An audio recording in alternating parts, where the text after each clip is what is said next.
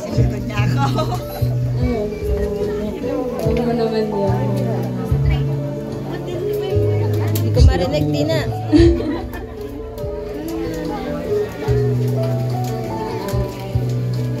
Alam mo yung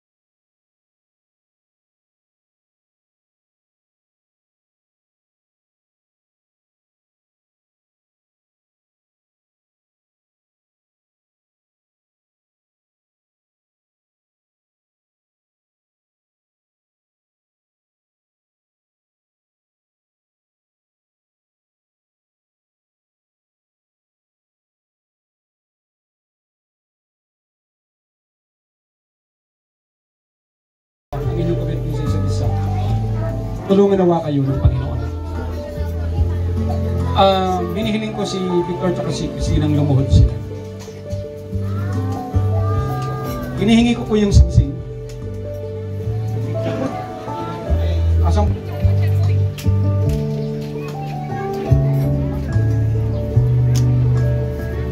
outward and visible sign of an inward and spiritual grace that took place when God has placed the love you have for each other. As God has used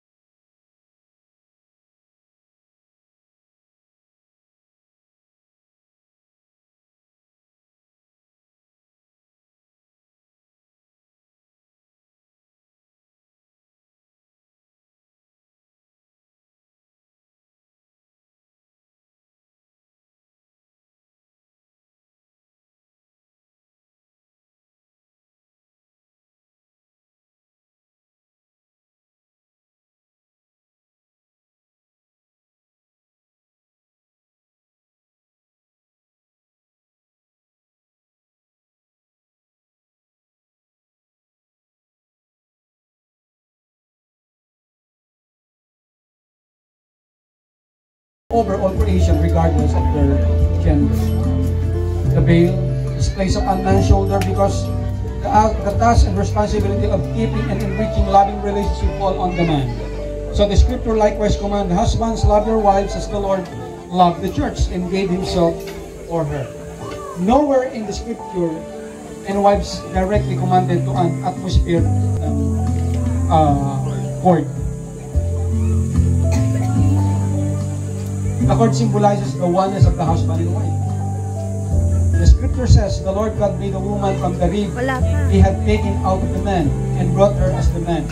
The man said, this is a man's bone of my bone and flesh of my flesh. She shall be called woman, for she was taken out of my man.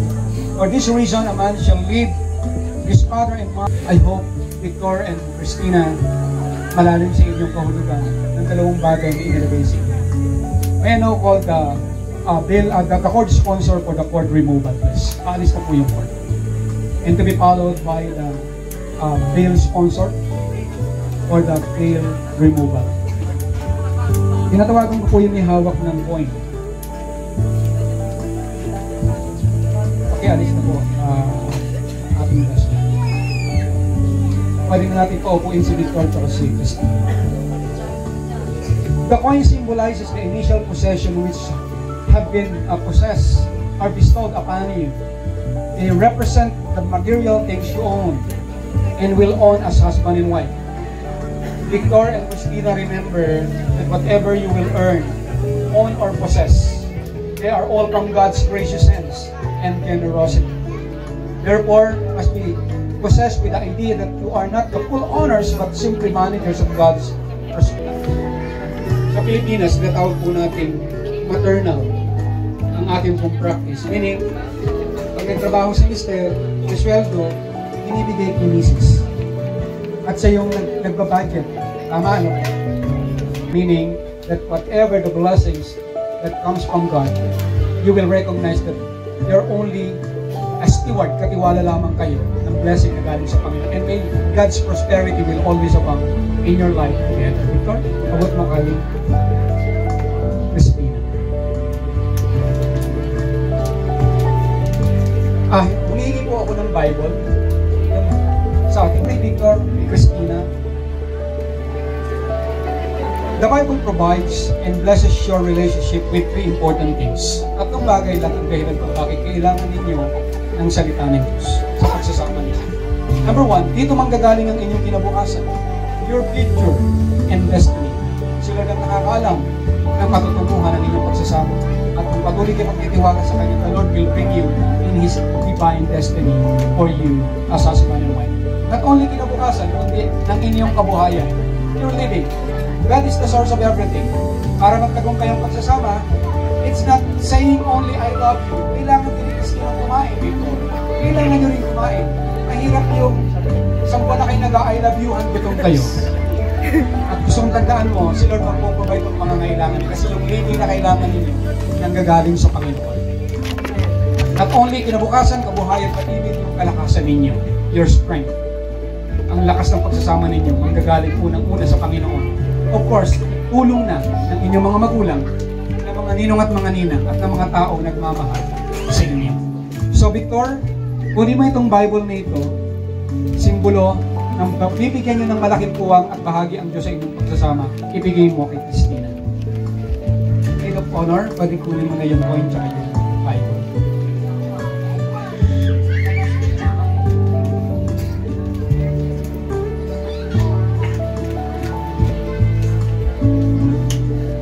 Tinatawagan ko po ang mga magulang. Tayo po yung mga parents ko. Katapos, hingi ko po sana yung posporo. Bigay po sa tatay ni Christina at kuya. Tapos ibigay ko yung isang posporo sa tatay ni Victor. Wala ko po tayong posporo. O yung may lighter kung available sa mga ninong. Lighter. Kasi mahirap po kung si pastor ang may lighter. Meron po bang ninong na may lighter po dito? Yan, sige.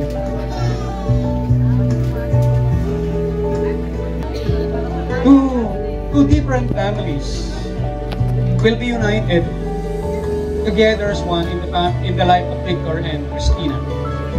Ang mga magulang, especially ang father of the family, nagsisimbolize po sila na the father symbolizes the strength, the leadership.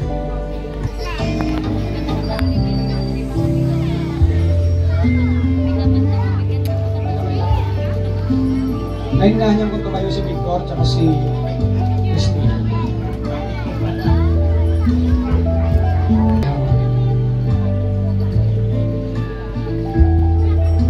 Magharap kayong dalawa. Ingatan nyo lang baka mapasok kayo sa isa. Victor, pakipatay yung kandila mo. Napatay ng kusa. Napatay ng kusa. Victor, darating yung time manghihina ka. Makaka-encounter ka ng mga struggles, kahirapan sa buhay, mga kabiguan. Darating pa naman na parang feeling mo, hindi mo kakayanin. But always remind yourself, nandiyan si Christina para sa iyo. Siya binigay ng Lord para sa iyo to be your partner, to be your comfort, para kalakasin ka. Christina, muli mong sintihan yung kandila ni Victor. Christina, pakipatay na yung kandila. Ganun din si Christina, darating tayo madi-discourage, manghihina, pero lagi mo paalala sa sarili mo. Si Victor ay regalo ng Diyos sa'yo para muli kang lumakas na dito. Victor, muli mong sintihan yung kandila ni Christina. Pakisinti itong kandila sa gitna. Ang kandila sa gitna ay simbolo ng ating Panginoong Diyos. Victor, pakipatay yung kandila mo. Christina, pakipatay yung kandila. Kahit magkasama kayo, lahat naman tayo mahaharap sa isang mabigat na pagsubok ang pagsasama ninyo. Makaka-encounter kayo ng mabibigat na mga hamon sa buhay. Pero huwag niyong kakalimutan na laging nandiyan ang Panginoon para sa inyo. Magbibigyan ng lakas, liwanag at direksyon para makapagpatuloy kayo at tagumpay. Palakpakan po natin ang Panginoon. Ay pagkakasin. Hinihingi ko po yung certificate.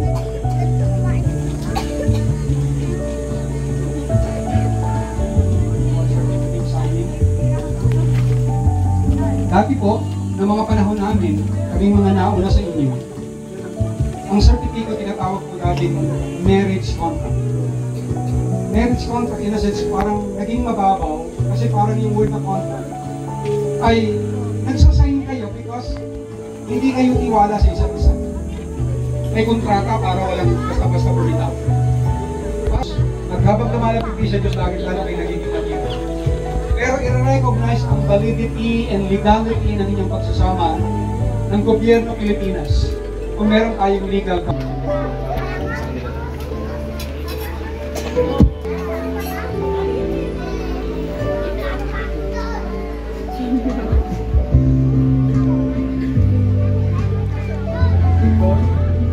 pinirmahan mo yan, tapos na. Hindi ka na pwede umatras doon.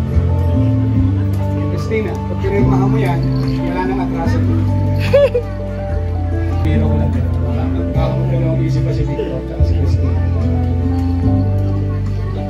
Okay, the three copies will be signed. Ganun sa mga ninunapila, hiningi na po namin yung signature po nila sa Victor at si Christina.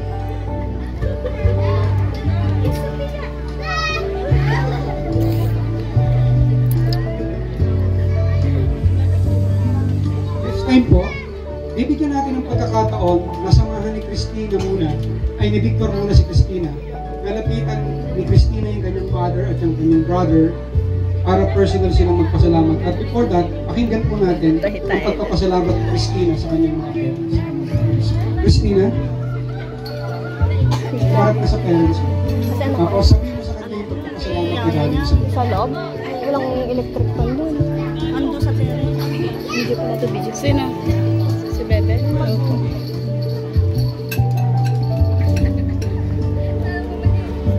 Kaya mo yung Christina.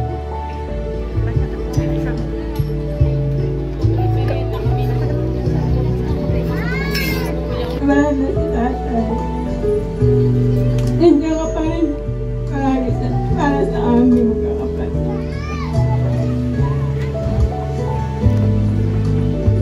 Nakapit mo Christina. Mahal na mahal kita na. Ito naman ako mag-Christina. Kaya Christina, may sasabihin.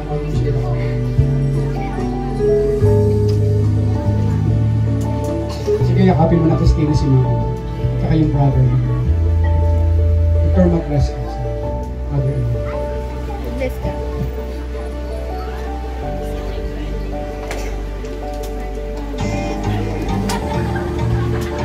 Christina. Maraming salamat sa lahat. Di man ako naging mabuting anak, magiging mabuting ama na lang ako para sa magiging apo. Maraming salamat. Kahit ganito ugali ko, alam niyo naman. At alam ko hindi niyo ako iniwan. Maraming salamat. Mahal na mahal ko kayo.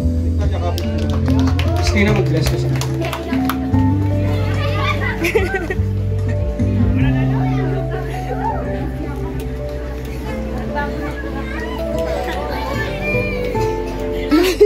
on a new journey of life is happening. Identity.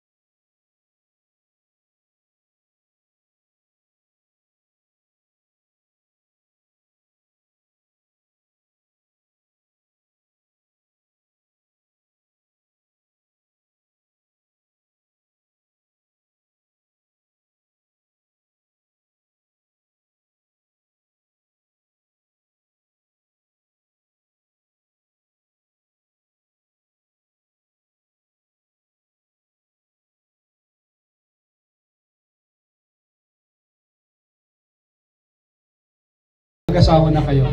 10 minutes! Victor, ikaw ang kumisi. Christina naman ang... Sige, palakpakan po muli natin si Victor and Christina Vargas. Palakpakan po natin ang Panginoon. Now, may I ask for the picture taking. God bless us all.